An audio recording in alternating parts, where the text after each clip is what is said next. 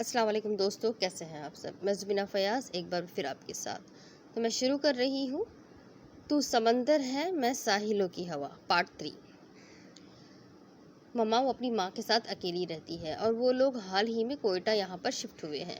उसे अभी यहाँ की जगहों का इतना पता नहीं, बैंक जाना था उसे और बिल भी अदा करने थे। उधर लेकर गया था मैं उसे, फिर लंच का भी टाइम हो गया तो हमने बाहर ही लंच भी कर लिया। बस इतनी सी बात थी। उसे बैंक लेकर जाना और उसके बिल भरने की जिम्मेदारी भी क्या निज़ामी साहब ने तुम्हें दे दी है? फहद के बराबर दरवाजे की चौखट पर सीने पर हाथ बांधे खड़ी हुई तफ्तीशी अंदाज में पूछ रही थी। It is none of your business, Ahad ने अब बाकायदा सर्दमहरी से जवाब दिया। Dear, it's lot of my business and you know mister Ahad, ये जो तुम लोग वर्क प्लेसेस पर लड़कियों को हमदर्दियाँ दिखाते हो और लपक लपक कर उनका हर काम करते हो, फिर जब वो उस चीज़ की आदी हो जाती है और हर काम तुम्हें बेझिझक कहती है, फेवर्स मांगती है, एक ख़ास स्टेटस की तवक्का करने लगती है, तो फिर ये तुम ही मर्द होते हो जो वर्क प्लेस पर मौजूद हर औरत की मिट्टी पलीद करना शुरू कर देते हो, चाहे वो फेवर्स मांग रही हो या कुछ या नहीं। कि जब बराबर की तनख्वाह लेती है तो बराबर का काम क्यों नहीं करती, ये क्यों नहीं करती, वो क्यों नहीं करती, ये भूल करके एक्स्ट्रा जेंटलमैन बनकर उनकी आदतें तुम लोगों ने ही ख़राब की होती है। ये बड़ा कॉमन मसला है हमारे यहाँ वर्क प्लेसेस पर, और इस पर सबसे ज़्यादा उन ख़वातीन के साथ ज़्यादती होती है जो अपनी विसात से बढ़कर काम भी करती है, कुछ एक्स्ट्रा मांगती भी नहीं है, मगर जब अपना हक भी मांगे तो पहले उनकी डिमांड को बाकायदा तोला और परखा जाता है कि कहीं ये एक्स्ट्रा फेवर तो नहीं मांग रही है। उन्हें हर वक्त बगैर किसी वजह के कटहरे में खड़ा रहना पड़ता है। सो अगर तुम्हारे दिल में लैला के लिए बहुत ज़्यादा ममता जाग रही है तो कोशिश करना कि ये ममता हमेशा कायम व दवायम रहे, क्योंकि जो प्रोजेक्ट तुम लोग शुरू करने जा रहे हो उसमें बहुत ज़्यादा वर्कलोड आना है तुम्हारी टीम पर। ये ना हो कि अंडर प्रेशर आकर तुम्हारी ममता के गुब्बारे से हवा निकल जाए और दुनिया की सारी औरतों की नाअहली और नालायकी पर तकरीरें करते नजर आओ। अपनी बात करके वो रुकी नहीं थी, वहाँ से फ़ौरन चली गई। बात तो सही कर रही है वो, मम्मा ने भी उसकी ही तायद की। जी, वो तो हमेशा सही बात करती है, अल्हाम होते हैं उस पर, सहीफे उतरते हैं, वो कैसे कुछ गलत कह सकती है। बेहद तंज़िया अंदाज में कहते हुए वो उनके बेड पर नीम दराज हो गया। बस इसे कहा करे मेरे मामला से में दखल अंदाजी ना करे। उसने न जाने क्यों वाकई उसे पर गुस्सा आ रहा था। वो एक आप और पापा है, सो ड्रिबल। औलाद को आज़ादी और ख़ुद मुख्तारी देने के दावे भी करते हैं और जब दिल चाहता है देसीपन पर उतर आते हैं और छत्तर भी मारने लगते हैं। वो उनसे भी नाराज़ हो रहा था। और एक वो लैला है, लैला ओ लैला, लैला ओ लैला, फहद ने फिर से सुर लगाया था। मम्मा, मैं बता रहा हूँ आपको कि ये ज़ाया हो जाएगा किसी दिन मेरे हाथों से, अहद ने दांत कचकचाते हुए माँ को इतला दी।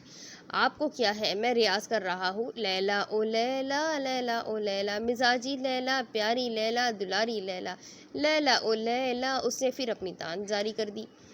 रियाज करने के लिए तुम्हें लैला का नाम ही मिला है, रियाज के नाम लेकर रियाज क्यों नहीं कर लेते? ये मेरा फेवरेट सिंगर का नया सॉन्ग है, मैं तो उसी से करूँगा। आपको मसला है तो आप अपने उनका नाम बदल दे। आगे भी फहद था। उनका नाम बदलने की बजाय तुम्हारी ज़बान क्यों ना सुन कर दूँ। वो छलांग लगाकर बेड से नीचे उतर आया। फहद ने पहले ही दौड़ लगा दी। मम्मा ने उन्हें बाहर निकलता देखकर अपनी किताब फिर से वापस उठा ली। लैला ओ लैला, लैला ओ लैला, मिजाजी लैला, प्यारी लैला, दुलारी लैला। भागते हुए भी वो अपनी तान बरकरार रखे हुए था। आई डकार खुल के, कोयटा मेरा मुल्क है, कोयटा मेरा मुल्क है। क्या क्या कहा तुमने? इन बोलों पर चौंकना भी बनता था। वो रुक सा गया। आई डकार खुल के, कोयटा मेरा मुल्क है, कोयटा मेरा मुल्क है। फहद ने सोफे की बाजू पर खड़े होकर झूम कर बोल लहराए। ये गाना तुम खुद से बना रहे हो ना? बना नहीं रहा, गा खुद से रहा हूँ, मतलब जो मुझे समझ आया हुआ है। लेकिन गाना बड़ा अच्छा है, आपने नहीं सुना? दे फ़ोन, मैं अभी यूट्यूब पर आपको निकाल कर देता हूँ। अपने पसंदीदा गाने के जोश में वो खुद चलकर उस तक पहुंच गया। पहले तो तुम मेरी सुनो, फिर मुझे कुछ सुनाना। अहद ने पास आते ही उसे दबोच लिया। ये चीटिंग है भाई, उसके शिकंजे में वो चीखा था।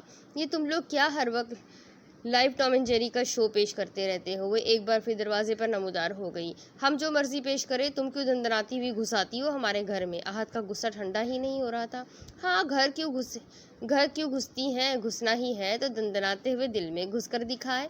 उसकी गिरफ्त ढीली होते ही फहद बाहर भाग निकला और एक बार फिर उसकी ज़बान कैंची की तरह चलने लगी। एक से बढ़कर एक नमूने हो तुम दोनों। खैर, मैं शज़ा को लेने आई थी। शज़ा, शज़ा, उसे आवाज़ें देती वो वाकई अंदर घुस गई थी। मेरी छठी हिस्स कहती है भाई कि लैला, हीर, सोनी सब अपनी जगह, मगर शादी आपकी दुआ आपी से ही होगी। फहद ने बड़े यकीन के साथ पेशगोई की और फिर सर पर पाँव रखकर भागा था। आहत उसके पीछे था। ठहर जाओ तुम, आज तुम्हारी छठी, सातवीं, आठवीं सारी हिस्सों का काम तमाम कर देता हूँ।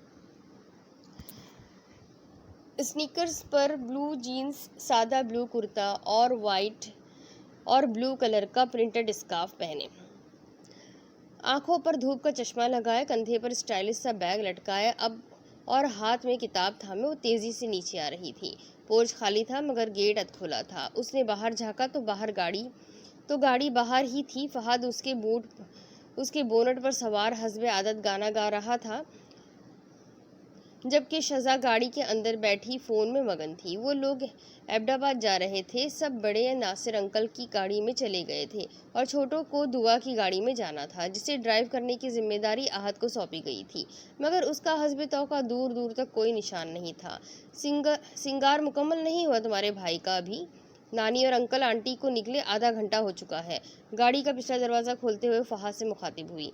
अरे अरे, आप पीछे क्यों बैठ रही हैं? आप और भाई बड़े हैं ना, आप लोग आगे बैठे, मैं और शज़ा छोटे हैं, हम लोग पीछे बैठेंगे। उसने फ़ौरन आगे बढ़कर फ्रंट सीट का दरवाज़ा खोल दिया। अब इतने भी नन्हे काके नहीं हो तुम कि फ्रंट सीट पर नहीं बैठ सकते। दुआ उसे नज़रअंदाज करके पीछे ही बैठ गई थी और आहत से बोलो कि अगर वो 5 मिनट में आ जाता है तो ठीक है, वरना मैं गाड़ी खुद ड्राइव करके ले जाऊंगी। फिर सारा दिन सुकून से बैठकर घर में सिंगार करते रहना। जी कहता हूँ। वो तेज़ी से अंदर भाग गया। 3 मिनट के बाद वो दोनों बाहर आए। हाय एवरीबडी। ड्राइविंग सीट संभालते हुए आहत बड़े खुशगवार मूड में था।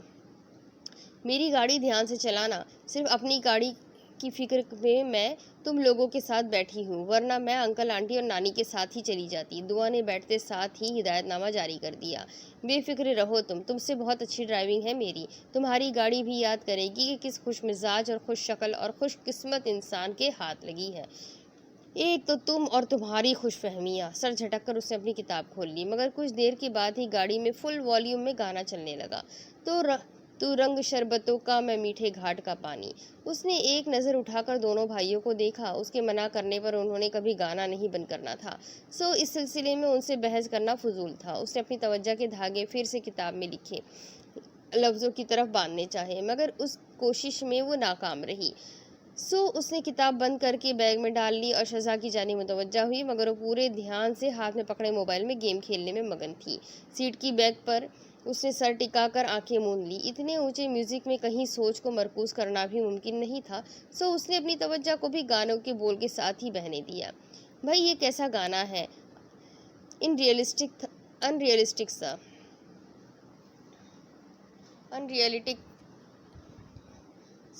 थोड़ी देर में वो आंखें खोलकर सीधी होकर बैठ गई। भाई तैयार हो जाए अपने पसंदीदा गाने की तशरीह सुनने के लिए। फहद ने सर धुनते हुए ड्राइविंग करते आहत को खबरदार किया। ये जो शायर अपने आप को पानी कह रहा है, ये बात तो समझ में आती है। इंसानी जिस्म में 70% पानी ही होता है, इंसान पानी ही है। और जदीद तहकीक साबित करती है कि पानी में कॉन्शियस भी पाई जाती है, खुद को पानी कहने में कोई हर्ज नहीं है। मगर किसी पूरे मुकम्मल इंसान को शरबत का रंग, यानी लाल, पीला, नीला, दुआ, तुमने अगर एक लफ्ज़ भी मजीद मुंह से निकाला तो मैं तुम्हारी चहीती गौड़ी सामने वाले ट्रक के साथ दे मारूंगा। अपने पसंदीदा गाने की इस दुर्गत पर आहत का अंदाज खतरनाक हो गया था। गाना भी उसने फौरन बंद कर दिया था। इसमें इतना माइंड करने वाली क्या बात है? मैंने तो सिर्फ अपने ख्यालात का इजहार किया है। ये इतने हसीन ख्यालात तुम्हें आते किधर से हैं? उसका मूड बिल्कुल ऑफ हो गया था। तारीफ उस खुदा की जिसने जहां बनाया, ऐसी दुआ बनाई, ऐसा आहत बनाया। फहद अपने सुर छिड़ चुका था। तुम तो चुप ही करो। आहत ने उसे भी आंखें दिखाई। कदर ही कोई नहीं है मेरे टैलेंट की। फहद को दिली सदमा पहुंचा। फहद, मेरी दोस्त की बर्थडे आ रही है, तुम एक अच्छी सी पोएम लिख कर दोगे मुझे? शहज़ाद ने मोबाइल से सर उठाकर बड़े इश्तियाक से पूछा। जी नहीं, मेरे जैसे बड़े बड़े आर्टिस्ट ऐसे छोटे मोटे काम नहीं करते। तुम कौन से बड़े आर्टिस्ट हो? मैं बहुत ज़रूरी काम कर रहा हूँ कि मैं बड़ा आर्टिस्ट हूँ और मेरे कामों में बहुत ज़्यादा पावर लगती है। ये तुम दुआ आपी से पूछो। यूं ही छेड़छाड़ में सारा सफ़र गुजर गया। अहमदाबाद में दुआ के दादा का आबाई घर था। आज कर्नल आदिल वहीं रिहाइश पजीर थे। वो लोग जब पहुंचे तो बड़ों की महफिल पहले से ही जमी हुई थी। अहद, फहद और शहज़ाद ने भी उन्हें ज्वाइन कर लिया, जबकि दुआ ने जाते ही मेज़बान का रूप धार लिया था और अब वो मुलाजिमों के सर पर खड़ी बकौल अहद अपनी हाकिमाना तबीयत की तस्कीन कर रही थी।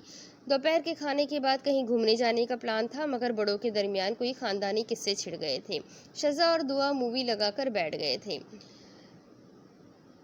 अहद किसी दोस्त से मिलने के लिए निकल गया। ऐसे में फहद सख्त बोर हो रहा था। तीसरी बार उसने कोई किचन में झांका था, मगर साफ सुथरे लश्कारे मारते किचन में कुछ भी काबिले तवज्जो ना था। फिर से कोल्ड ड्रिंक निकाल कर वो बाहर लॉन में आ गया। चलते चलते वो सर्वेंट क्वार्टर के सामने पड़ी कुर्सी पर बैठ गया। कोल्ड ड्रिंक पीते हुए उसने तान लगाई, नीड़े आ आ आ आ, लेकिन कोई खास सुर नहीं लगा। उसने जरा बुलंद आवाज में जोर आजमाई की, आ आ आ आ आ आ आ आ जालिमा वे आ आ आ आ। आंखें बंद किए वो कहीं और ही पहुंचा हुआ था। ये ले जी ये ले जी। माली की आवाज़ पर उसने आंखें खोली। एक पुरानी सी टेढ़ी मेढ़ी स्टील की प्लेट में गंदम के दाने लिए वो उसके सामने खड़ा था। है, इसको मैं क्या करूं? कच्ची गंदम नहीं खाता मैं। आपके लिए नहीं दे रहा जी, आप मेरे मुर्गे को बुला रहे हैं, उसके लिए दे रहा हूँ। आज सुबह से उसे मैंने दाना नहीं डाला। वो देखे जी, आ गया मेरा शेर। सामने से वाकई एक लंबी गर्दन वाला सियाह मुर्गा भागता हुआ आ रहा था। मैंने कब बुलाया है इसे? फहद को वाकई समझ नहीं आया। अभी तो आप आ आ आ आ कर रहे थे। वो गाना गा रहा था, मैं मुर्गा नहीं बुला रहा था। ये कैसा गाना है जी? हम तो ऐसे मुर्गा ही बुलाते हैं। मुर्गे को दाना डालते हुए वो कह रहा था, आ आ आ आ। कोई कदर नहीं है दुनिया में आर्ट की। क्या ज़माना आ गया है। ज़माने को कोसता हुआ वो अंदर चला गया। फिर उसने वो शोर मचाया कि बड़ों को अपनी बहस से मुलतवी करनी पड़ी। महज आधे घंटे के बाद वो लोग ठंडियानी का रुख कर रहे थे। एक भरपूर दिन गुजारने के बाद वो लोग रात के 11:30 बजे वापस आए थे। जब कोई बात बिगड़ जाए, जब कोई मुश्किल पड़ जाए, वो हस्बे मामूल गुनगुनाता हुआ घर में दाखिल हुआ। सामने लॉन में चाय की प्याली सामने रखे बैठी उसकी मम्मा किसी गहरी सोच में नजर आई। वो अंदर जाने की बजाय सीधा उन्हीं की तरफ चला आया। अस्सलाम वालेकुम। वालेकुम अस्सलाम। आ गए तुम? वो जैसे चौंक सी गई। जी हाँ, आ गया, मगर आप किधर पहुंची हुई हैं? उनके सामने कुर्सी खींचकर बैठते हुए वो पूरी तरह से उनकी जानिब मुतवज्जा हो गया। मैंने कहाँ पहुंचना है? उनकी आवाज़ में नाराज़गी सी छलकी थी। बहुत तंग किया हुआ है तुमने मुझे अहद। मैंने? मम्मा, मैं सुबह से गया और अभी लौट रहा हूँ। तुम अभी लौट रहे हो? तुम्हारे कारनामे इधर ही बिखरे पड़े होते हैं। अच्छा, अभी ये कौन से कारनामे का जिक्र खैर हो रहा है? आज आसमा आपा की कॉल आई थी। दबे दबे अंदाज में वो पूछ रही थी कि हम तुम्हारा रिश्ता दुआ से क्यों नहीं करते। अब मुझे पता तो है कि फुप्पू चाह रही है कि उनके अशर से दुआ का रिश्ता हो जाए, लेकिन उनके सवाल भी तो फितरी है कि घर में रिश्ता होते हुए हम बाहर क्यों रिश्ता ढूंढ रहे हैं। मेरी समझ में नहीं आता कि सारी दुनिया क्यों मेरी शादी दुआ से करवाने पर तुल गई है। भाई, फर्स्ट कजिन भी होते हैं जो सारी ज़िंदगी साथ साथ एक ही घर में रहते हैं, फिर भी उनकी शादी खानदान से बाहर हो जाती है। दुआ तो मेरी फर्स्ट कजिन भी नहीं है और उससे अधर शिफ्ट हुए चंद महीने ही हुए हैं। भाई, आते हैं इस तरह के सवाल लड़के वालों के जहन में। मुझे उसका बखूबी अंदाज़ा है, क्योंकि मैं खुद भी तो तुम्हारे लिए लड़की ढूंढ रही हूँ ना। और तुम तो उस दिन जब वो आए थे ऊपर ही थे ना। हाँ, लेकिन आइसक्रीम देने गया था, और वो भी दादी के कहने पर। जो भी है, सवाल तो उठेंगे ना। अब अगर तुम्हारी ही कही बात पक्की हो जाए तो भी जवाब बन सकता है, तो करा दे पक्की। मैंने कब मना किया है? मना तो नहीं किया, मगर कोई मुनासिब सी लड़की भी तो मिले।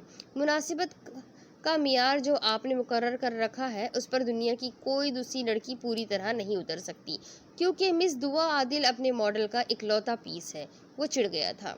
तुम्हें पता नहीं उससे क्या खार है, इतनी अच्छी तो है वो। मेरा हाजमा इतनी अच्छाई हजम नहीं कर सकता। आप प्लीज़ अपना मियार बदले, वरना मेरे बाल ऐसे ही सफ़ेद हो जाने हैं। अब फजूल तो नहीं बोलो। ढूंढ تو रही हूँ तुम्हारे लिए लड़की। वैसे इस सिलसिले में मैं आपकी मदद कर सकता हूँ। उसने आगे की तरफ झुककर राजदारी के अंदाज में बात की। वो कैसे? वो ऐसे कि जो मेरी कलीग है लैला, वो एक अच्छी लड़की है, आप उसके बारे में भी सोच सकती है। अच्छा तो ये बात है। उनका अंदाज ज़रा शरारती हो गया। नहीं, कसम ले ले, ऐसी वैसी कोई बात नहीं है, मैं तो बस आपकी आसानी के ख्याल से ही कह रहा था। उसने फौरन हाथ उठाकर वजाहत दी।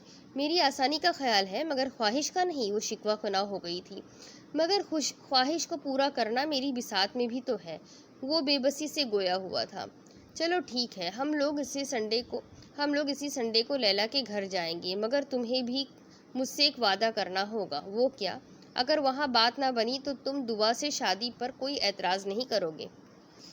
यानी अब जाएंगी ही इस नीयत से कि वहाँ बात ना बने? उसने सख्त मशकूक अंदाज में उनसे पूछा। अरे नहीं, ऐसी बात नहीं है, मगर ये नामुमकिन तो नहीं है ना। हो सकता है उसके वालिदैन को एतराज़ हो। मम्मा उसके वालिद की वफ़ात हो चुकी है और अपनी वालिदा के साथ एक किराए के घर में रहती है और सारा कुछ तनहा संभालती है। इस शादी पर उसकी वालिदा को क्या एतराज़ होगा? जाहिर है वो भी चाहेगी कि उनकी बेटी का घर बसे और उसके कंधों का बोझ हल्का हो जाए। चलो फिर तो ये नेकी का ही काम हुआ। अच्छा है कि तुम एक यतीम और बेवा का सहारा बनो। शादी के बाद बेशक तुम उसकी माँ को भी साथ ही रख लेना। उनका दिल फौरन पिघल जाता था। I am proud of you mom, my sweet dear mom. Ahad ने उठकर उन्हें अपने बाजू के घेरे में ले लिया। मगर पहले तुम्हें वादा करना होगा कि अगर बात नहीं बनी तो। अच्छा ठीक है, कर लेता हूँ वादा, उसने लापरवाही से कह दिया। इतनी इंसल्ट, ओ माय गॉड। मम्मा 2 घंटे से सर पकड़े बैठी थी, जबकि पापा आते साथ ही अपने कमरे में बंद हो गए थे। धक्के मार कर निकाला है उसकी माँ ने हमें अपने घर से। समझ क्या रखा था उन्होंने हमें? पता है क्या कह रही थी उसकी माँ? क्या कह रही थी? यही तो वो जानना चाह रहा था, मगर पूछने की हिम्मत नहीं हो रही थी। कह रही थी कि हमारी नज़र उसकी बेटी की भारी भरकम तनख्वाह पर है। भाई कितनी, कोई लाखों में तनख्वाह है उसकी। वो शदीद हर्ट थी। आहत को हकीकी मानों में नदामत महसूस हो रही थी। आई एम सॉरी मम्मा, वैसे तो बड़ी दोस्ती थी उसकी तुम्हारे साथ। उसने ये क्यों नहीं बताया तुम्हें कि वो अपने कज़िन के साथ इंगेज्ड है? मुझे खुद नहीं पता था मम्मा, उसने ये बात क्यों छुपाई?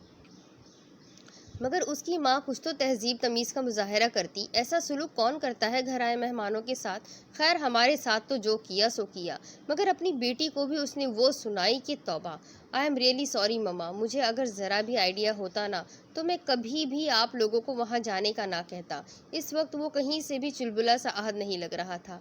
इट्स ओके, कोई बात नहीं। जो उन्होंने किया, उनका इखलाक, उनका ज़र्फ़, उनके कुछ कहने से हम छोटे थोड़ी हो जाते हैं। उनका दिल पिघल गया था। उन्होंने बेसाख्ता बेटे का सर चूम लिया। लेकिन तुम एक बात मुझसे सच सच बताओ। जी पूछे, क्या तुम वाकई लैला को पसंद करते थे? नहीं मम्मा, ऐसा कुछ सीरियस नहीं है, बस मुझे लगा वो एक अच्छी लड़की है, खूबसूरत है, पढ़ी लिखी है, समझदार है, और फिर मेरी उससे अच्छी खासी दोस्ती भी है, और बस। चलो शुक्र है। उन्होंने दिल से शुक्र अदा किया। अगले 3 दिन लैला ऑफिस भी नहीं आई और उसका फ़ोन भी मुसलसल ऑफ जा रहा था। चौथे रोज़ उसने सॉरी का मैसेज किया था। वो ऑफिस में था तब और निहायत बिजी भी था। उसकी गैर हाजिरी की वजह से इस पर काम का बोझ बहुत बढ़ गया था। चूँकि वो उसकी दोस्त थी तो सारे टीम मेंबर समझते थे कि उसका काम वही बेहतर कर सकता है और समझ सकता है। एक तो पहले का गुस्सा और नाराज़गी, और फिर वर्कलोड। वो शदीद चिड़चिड़ा हो गया था। ये लड़कियां पता नहीं क्यों मुंह उठाकर इतनी सीरियस जॉब के लिए आ जाती है जब करना कुछ नहीं होता। तभी उसे एकदम से दुआ की तकरीर याद आई, जो उसने एक कान से सुनकर दूसरे कान से निकाल दी थी, मगर कुछ न कुछ दिमाग में अटक गया था। सर झटक कर वो दोबारा काम की तरफ मुतवज्जा हो गया, मगर ध्यान बार बार उस मैसेज की तरफ जा रहा था जिसका उसे नोटिफिकेशन तो मिला था, मगर उसने खोल कर देखा नहीं था।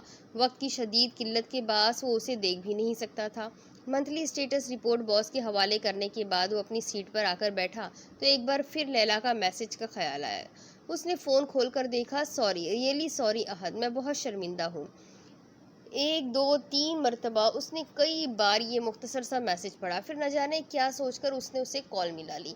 पहली ही बेल पर लैला ने भी कॉल उठा ली थी। हेलो, उसकी बारीक सी आवाज़ सुनाई दी। वो जवाबन खामोश रहा। आई एम सॉरी अहद, वो भी काफ़ी देर के बाद बोली।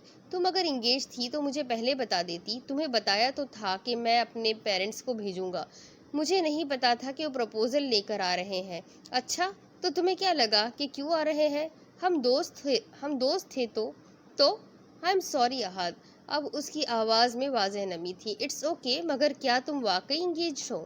باقاعدہ کوئی منگنی نہیں ہوئی، بس بڑوں میں ایک بات ہے۔ آئی وش کہ تم نے کبھی ذکر کیا ہوتا۔ ہم دوست تو تھے ہی نا۔ کیا اب ہم دوست نہیں رہ سکتے؟ اس کی آواز میں ایک آس تھی۔ اب وہ سوچ میں پڑ گیا۔ کلیگ تو ہے ہی ہم، اور دوست؟ ایسا کرتے ہیں، یہ وقت پر چھوڑ دیتے ہیں، دیکھتے ہیں وقت ہمیں دوست بناتا ہے یا پھر کلیگ ہی رہنے دیتا ہے۔ خیر یہ بتاؤ، تم آ رہی ہو نا کل؟ بہت کام ہے آفس میں، پہلے ڈیلیوریبل کی ڈیڈ لائن سر پر ہے۔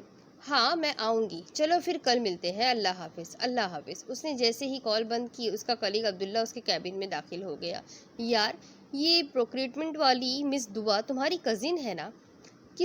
کرسی کھینچ کر بیٹھتے ہی اس نے سوال داغا۔ ہاں، بڑا ایشو کریٹ کیا ہوا ہے تمہاری کزن نے۔ اچھا، بغیر کوئی توجہ دی وہ اپنے کمپیوٹر کی اسکرین کو دیکھتا رہا۔ تمہیں کوئی حیرت تجسس کچھ نہیں ہوا؟ عبداللہ کو اتنے ٹھنڈے رد عمل کی توقع نہیں تھی۔ نہیں، کیوں؟ اس کی نانی کہتی ہے کہ وہ پیدا ہی مسئلے کھڑے کرنے کے لیے ہوئی ہے، لیکن اب جو مسئلہ کھڑا ہوا ہے اس کی زد میں تم بھی آ سکتے ہو۔ میں ٹرینڈ ہوں ایسے مسئلے ہینڈل کرنے میں، تم فکر مت کرو۔ اچھا، تو یہ جو تمہاری پہلی ڈیلیوریبل کی پریزنٹیشن ہے اگلے ہفتے، اس میں تم کون سے پارلر میں میک اپ کرا رہے ہو؟ عبداللہ کا لہجہ تمسخرانہ تھا۔ مطلب؟ وہ چونک گیا۔ نظریں خود ہی لیپ ٹاپ کی اسکرین سے ہٹ کر عبداللہ کے چہرے پر مرکوز ہو گئی۔ مطلب یہ کہ مس دعا عادل کا مطالبہ ہے کہ اگر فارمل میٹنگز اور پریزنٹیشن میں لڑکیوں سے فارمل میک اپ کر کے خود کو پریزنٹیبل بنانے کا مطالبہ کیا جاتا ہے تو یہی مطالبہ لڑکوں سے بھی کیا جانا چاہیے۔ ورک پلیس پر جینڈر ڈسکشنز نہیں ہونی چاہیے۔ اور وہ یہ کہتی ہے کہ وہ یہ ثابت کر سکتی ہے کہ خود کو پریزنٹیبل بنانے کی سب سے زیادہ ضرورت لڑکوں کو ہوتی ہے۔ لڑکیاں عام طور پر پہلے ہی بہت اچھی حالت میں ہوتی ہے۔ ایسے بے تکے مطالبے بس وہی پیش کر سکتی ہے، لیکن ایسے خیال اس لڑکی کے ذہن میں آتے کدھر سے ہیں؟ وہ اعظم صاحب کی سیکریٹری نہیں ہے، عظمیٰ۔ انہوں نے اس سے کسی میٹنگ میں تیار ہو کر آنے کا مشورہ دے دیا۔ تم جانتے تو ہو اسے، گاؤن لیتی ہے اور کافی سادہ سی رہتی ہے۔ عظمیٰ نے یہ بات دعا کو بتا دی۔ اور دعا کو تو موقع چاہیے ہوتا ہے اپنی لیڈرشپ اسکلز دکھانے کا۔ خیر، اس کو لیڈرشپ اور اسکلز سے کوئی انکار تو نہیں کر سکتا، لیکن اس سلسلے میں اس کے باس ارشد صاحب پوری طرح اسے سپورٹ کر رہے ہیں۔ تمہیں پتہ تو ہے وہ پہلے سے مذہبی سے آدمی ہے، اور ہے بھی کافی سینئر۔ مذہبی نہ بھی ہوتے تو اسے لوگوں کو اپنی مٹھی میں کرنا بہت اچھے سے آتا ہے۔ ہاں واقعی، دعا کی کمیونیکیشن اسکلز بھی بہت اچھی ہے۔ عبداللہ پہلے سے ہی اس سے متاثر تھا۔ اسکلز کوئی نہیں ہے، یہ صرف چالاکیاں ہیں، ورنہ اسکلز تو صرف ٹیکنیکلی ہوتی ہے، جو کہ انجینئرز کے پاس ہوتی ہے، جیسی کہ میرے پاس ہے، ورنہ خالی خولی سے ان مینجمنٹ اور ایڈمنسٹریشن کے لوگوں کی اسکلز سے کیا یہ کمپنی چل سکتی ہے؟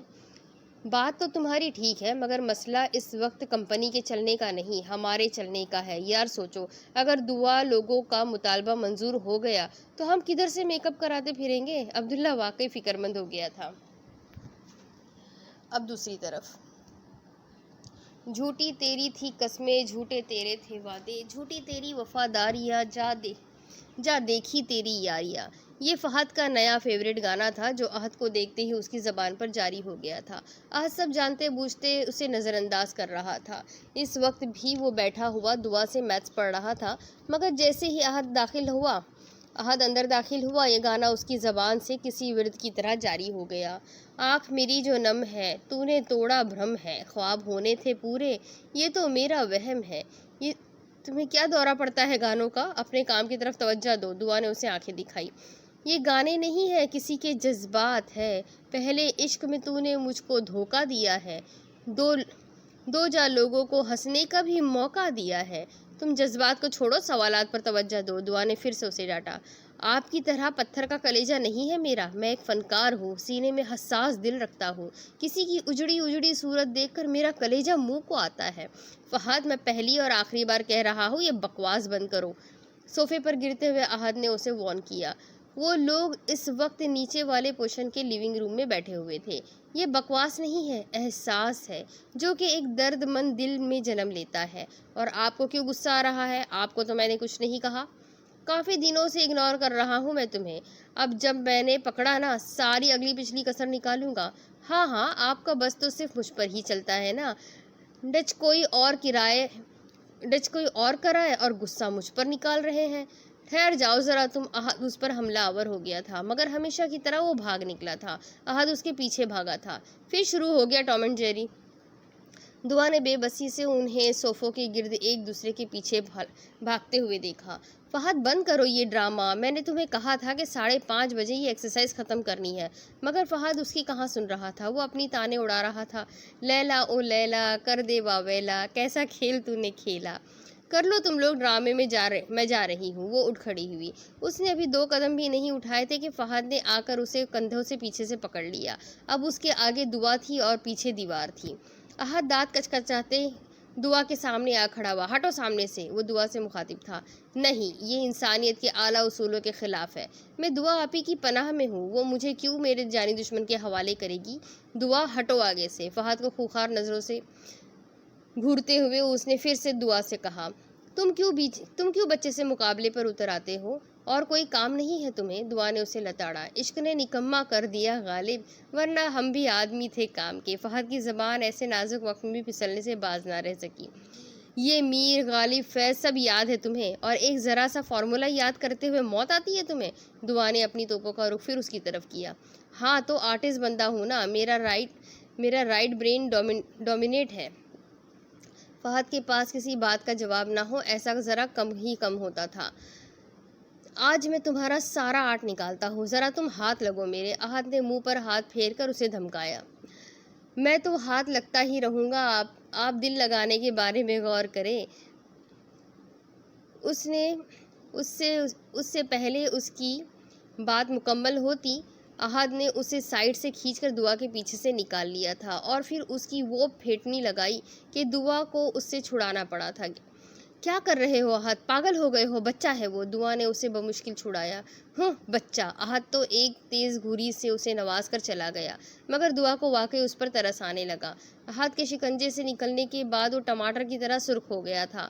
بال علیحدہ بکھرے ہوئے تھے، کالر کے قریب سے شرٹ بھی پھٹ چکی تھی۔ بہت ہی بدتمیز ہے کوئی یہ احد۔ آج آنے دو انکل کو، اس کی شکایت کرتی ہوں میں۔ اسے صوفے پر بٹھا کر اس نے اسے پانی کا گلاس لا کر دیا۔ آج پھر تیری گلی سے میر لہو میں شوربور ہو گیا۔ رنگت ذرا بحال ہوتے ہی اس کے اندر کا شاعر پھر سے جاگ اٹھا تھا۔ کیا چیز ہو تم؟ دعا کی واقعی سمجھ میں نہیں آ رہا تھا کہ جانا میں کون وے بھلیا، کہ جانا میں کون۔ جواباً اس نے پھر سے تان لگائی، تم میتھس کو واقعی رہنے دو۔ ایک افسوس بھری نظر اس پر ڈال کر دعا اس کی کتابیں سمیٹنے لگی۔ اب اگلے دن ناصر اور اظہر آئے تھے آج صبح تمہارے نکلنے کے بعد۔ وہ رات کو سونے کی تیاری کر رہی تھی جب نانی اس کے کمرے میں آئی تھی۔ بیٹھتے ہی انہوں نے اسے معمول کے انداز میں اطلاع دی۔ اچھا، اس اطلاع میں ایسا کچھ غیر معمولی بھی نہ تھا کہ وہ چونکتی۔ بالوں کو پونی میں باندھ کر وہ نانی کے ساتھ بیڈ پر بیٹھ گئی۔ رشتہ مانگا ہے انہوں نے تمہارا، احد کے لیے۔ دوسری بات بھی انہوں نے اسی معمول کے انداز میں دی۔ واٹ؟ اسے زبردست جھٹکا سا لگا۔ میرا رشتہ اور احد کے لیے؟ ہاں تو اس میں اتنا منہ کھولنے کی کیا بات ہے؟ نانی کو اس کا رد عمل ذرا بھی پسند نہیں آیا۔ نانی آپ ہوش میں ہیں نا؟ یعنی میں اور احد؟ ایسا کیسے ہو سکتا ہے؟ نہیں تو کیسا ہو سکتا ہے؟ اور ایسا کیوں نہیں ہو سکتا ہے؟ میں احد سے کیسے شادی کر سکتی ہوں؟ اسے سمجھ نہیں آ رہی تھی کہ وہ انہیں کیسے سمجھائے۔ کیوں؟ احد میں کیا کمی ہے؟ اس میں سنجیدگی کی کمی ہے نانی، اور وہ بھی شدید والی۔ لیکن تم نے رشتہ ڈھونڈنے سے پہلے مجھے جو شرطیں بتائی تھیں ان میں سنجیدگی کا ذکر تو نہیں کیا تھا۔